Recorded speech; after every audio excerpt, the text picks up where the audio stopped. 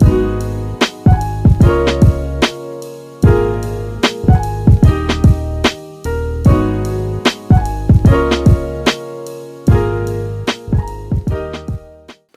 guys, what's up? This is David Patrick Harry with Church of the Eternal Logos, and today I want to talk to you guys about the Sophists and their conception of the Logos. So this is the second video in a new video series that we are doing in regards to tracing the development of Logos theology, Logos philosophy, from the pre-Socratic period up to St. John the theologian, author of the Gospel of John, and into the modern era.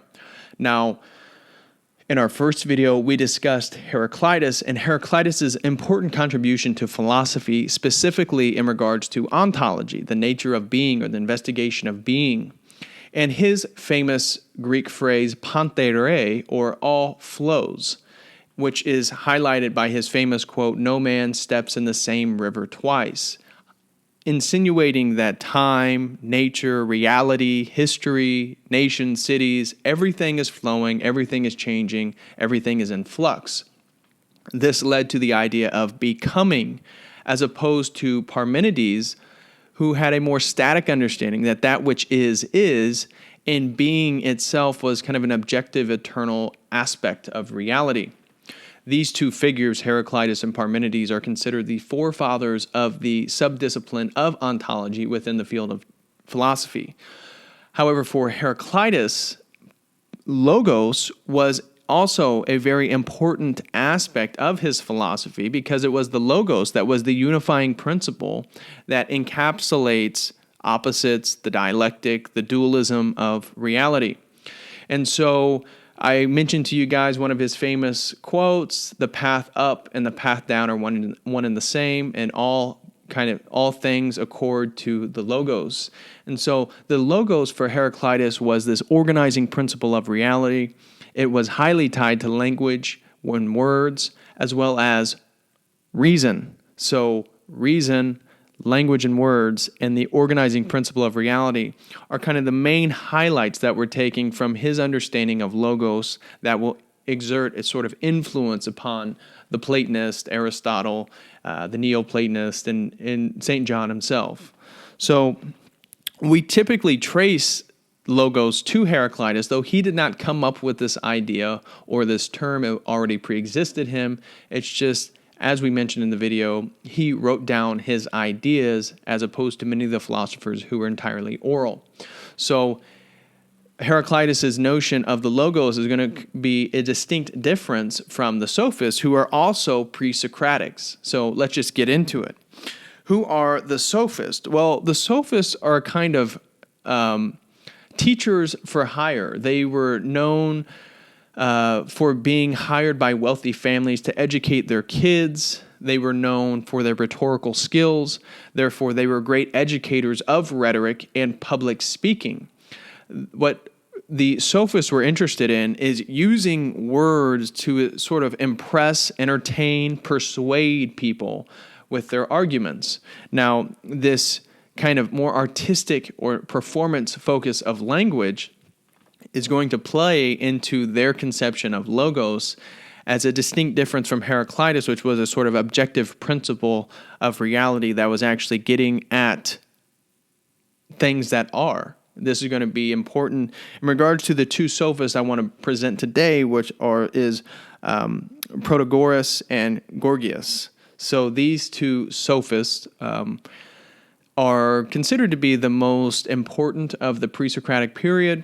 Now, I understand there's the second sophistic period. I'm not even going to address that. I'm just going to talk about these two individuals because of their general influence on sophism, sophistry, and what we know about it. So the Sophists actually consider themselves to be heirs of, but rivals to, the poets. Reason being is like the poets in their use of kind of a measured, rhythmical use of language elicited strong emotions within the listeners. And these Sophists were trying to do the exact same thing. However, as opposed to being confined to the poetic structure, the Sophists were interested in prose. So often they would use a sort of although it wouldn't have been called this at the time, a sort of Socratic method where they would ask the audience questions, already knowing what sort of answers they would have, so they would then agree with the sophist, and then they can use that energy, that influence, to lead them to the same conclusion where they're trying to take them. So that was common attributes of the sophist. Now, Protagoras is referred to by Plato as kind of being the originator, the first sophist that really provides this niche for these wise men to become these sort of educators for hire. And they were always associated with money to a degree because you had to hire them, and when they would perform, you normally had to pay to listen to them. Now, Protagoras had this famous quote that man is the measure of all things. Now, some of you guys are probably familiar with that phrase, maybe not the origins of it in regards to Protagoras, but this is also, for me, insinuated within Hermeticism with this idea that man is the brother of God. But for Protagoras, this man is the measure of all things. It leads to, at least as Plato argued, and I would agree, leads to this rejection of objective truth and that absolute truth. And it leads to this relativistic worldview where humanity, can dictate what is true. Now, as we will see, the sophists have exerted a big influence upon modern intellectual trends, as well as the ancient skeptics. But we are kind of living in a sophist world, I would argue, a very relativistic world where man is the measure of all things, and it is through technology and through power and money in which somehow the truth is established, as opposed to there being this objective reality in which we are responding, investigating, discovering. So for Plato, Protagoras is the first figure of this sophistic lineage, and man being the measure of all things leads to this relativistic worldview where there is no objective truth.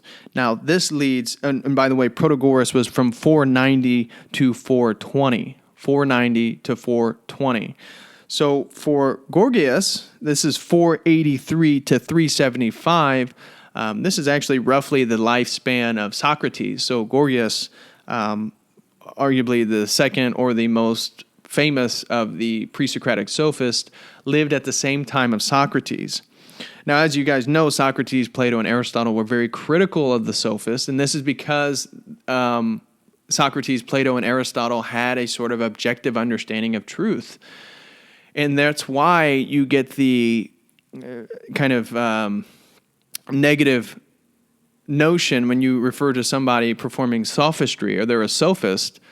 It has to do with this idea where they're just using words in a sort of artistic, performative, very sophisticated manner. However, it's a rejection of objective reality. It makes no sense. There's no logical consistency. So that is what sophistry is. Now, Gorgias was a native of Sicily, and he ended up moving to Attica. And he was actually prominent in the spread of the Attic dialect. The reason why he would move to Attica is because it was a very happening place to be. So as a sophist who your whole career is essentially being paid to educate people and to perform to people, he could make a much better career in Attica than he could in Sicily. So he charged, like I said, for his instruction and for his performances. This is how he made a living. Now, in regards to the logos, I have grabbed a handful of quotes here that I'm going to start moving through. So for Gorgias, the logos was the great potentate who, with the tiniest and least visible body, achieved the most divine works. Now, that seems reasonable. However, when he means works, the most divine works, what he is meaning is its ability to influence other people, its ability to persuade, its ability to affect others. So you can see this sort of instrumentality of language, not for the communication of truth or of wisdom, which is what the kind of Socrates, Plato, Aristotle language is for the conveying of wisdom, this more philosophical emphasis of language. But for Gorgias, it's all about influencing other people. So with that, he talks about logos with persuasion shapes the soul as it wishes. It can drug and bewitch with an evil persuasion. So you can see, again, this emphasis of language being this sort of instrumental tool of power, of persuasion, of manipulating people's behavior, which makes total sense when you read Gorgias's discussions on sort of magical incantations. He does have a very magical understanding of language. In fact, he believed that he could recite his magical incantations, and he could heal somebody's psyche by eliciting strong emotions within the individual and sort of restore their psyche, if you will. Now, this is the main point of the sophist use of language and their focus on logos, is that it's really just a mechanism for persuasion. It's a tool. It's an instrument. It is the tiny body that can perform amazing works. Now, Gorgias is also known for saying that the logos wouldn't be as powerful as it is if there wasn't such widespread ignorance. So because the general population is so ignorant, logos, speech, is able to exert this extraordinary influence on people and on the world. It's one of the most powerful tools, if you will.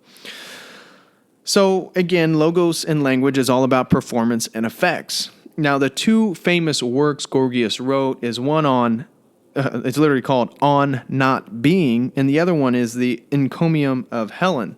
Now, On Not Being, we actually still have this work, and he argues three main points. The first one is nothing is or exists. Nothing exists. Okay, so right there, you're already kind of thrown for a loop. Then he said, the second main point of the text is if something did exist, we could not think or comprehend it. And then the third point is that if we could think or comprehend it, we could not communicate it.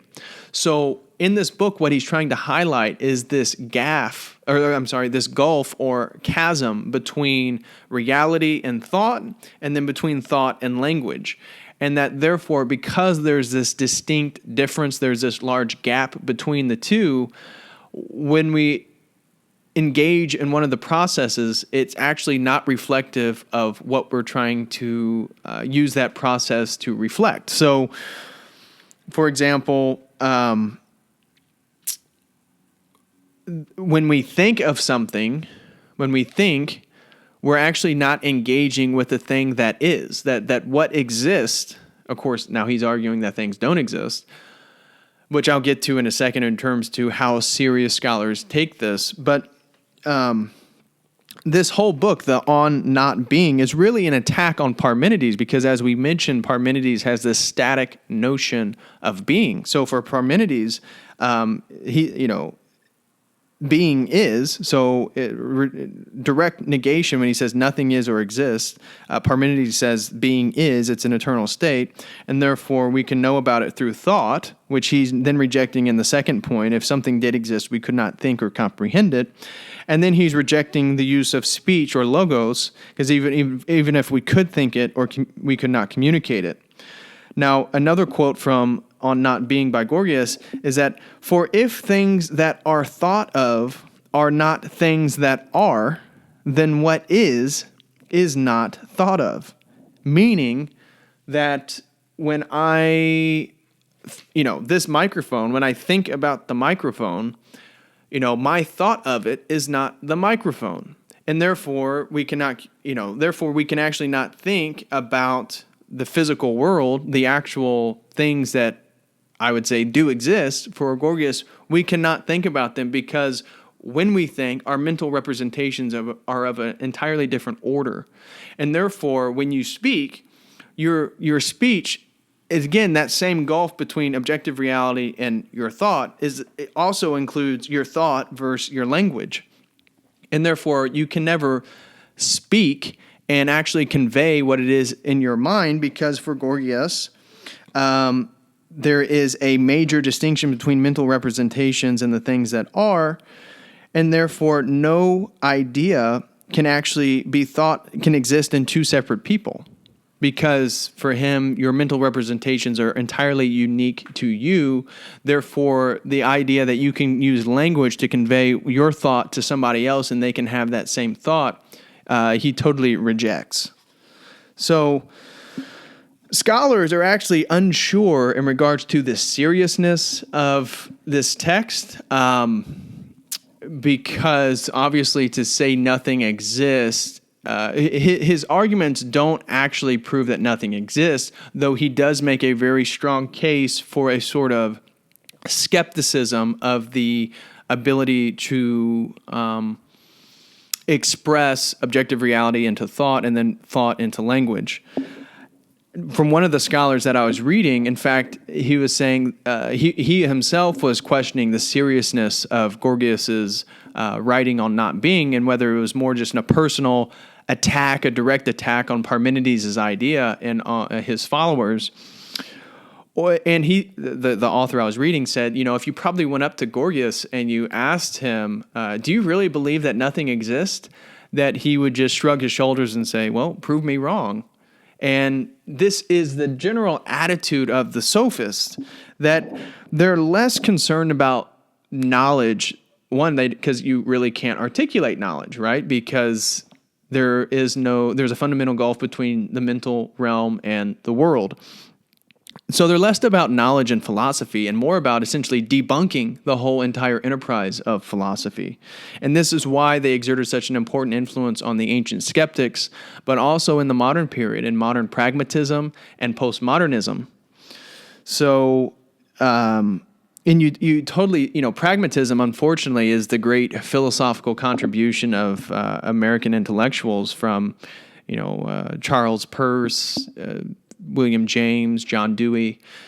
And so pragmatism is this sort of mixture of like utilitarianism and relativism. Unfortunately, and you can kind of see this in the relativism of modern American culture and why it kind of leads to this point. But they draw a lot of inspiration from the Sophists as well as the postmodernists who entirely reject, again, objective reality. So for me, when I was reading about the Sophists, somebody like Foucault or Derrida or Sartre, that are kind of tied to the more postmodern realm, it totally makes sense. Like Foucault doesn't believe in objective reality. There's only power knowledge, and at the same time is making objective claims about the world. And this is why relativism is always an illogical conundrum, because if you have a relativistic worldview, you can never say something that could be true or could be more true than somebody else, because as soon as you agree that your statement that the world is relative is truer than the idea that there's an objective reality, you've already contradicted your first premise.